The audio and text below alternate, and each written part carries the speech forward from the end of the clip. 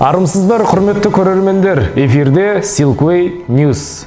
Silkway халықаралық университетінде университет басшылығының қолдауымен жүзеге асып жатқан Silkway мен саяхат бағдарламасы Түркістан облысы Бәйдібек ауданындағы киелі орын Ақмешіт үңгіріне саяхат жасады. Бұл саяхатқа бағдарламаның түсірілім тобымен бірге университетіміздің белсенді жастары да барды. Толығырақ келесі бейнематериалда. Ақмешіт үңгірі туралы ел арасында көптеген аңыздар бар. Бұл үңгірдің қай кезеңде пайда болғаны туралы нақты деректер жоқ. Құпияға толы Ақмешіт үңгірінен алған әсерлері мен студенттеріміз де бөлісті.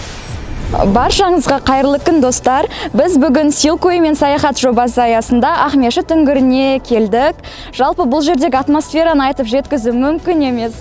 Осындай керемет саяхатты бізге ұйымдастырып берген Silkway университетінің басшылығына алғысымызды білдіреміз. Бүгінгі мынау ауа райының кішкене салқындығына қарамастан, жастарымыздың белсенділігі, осы саяхатқа деген қызығушылығының арқасында бүгін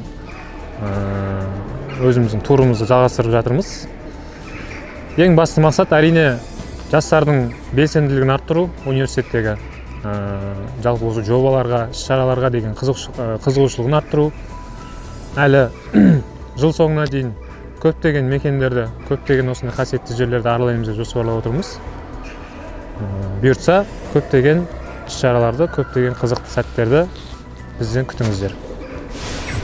Туған жер бағдарламасы аясында жүзеге асып жатқан Silkway мен саяхат бағдарламасы бұған дейін Алматы, Түркістан, Қызылорда облыстарына саяхат жасады. Бұл бағдарлама тек қана толағай табыстар тілейміз. Бұл Silkway News. Silkway'дің жақсы жаңалықтарында жүздескенше.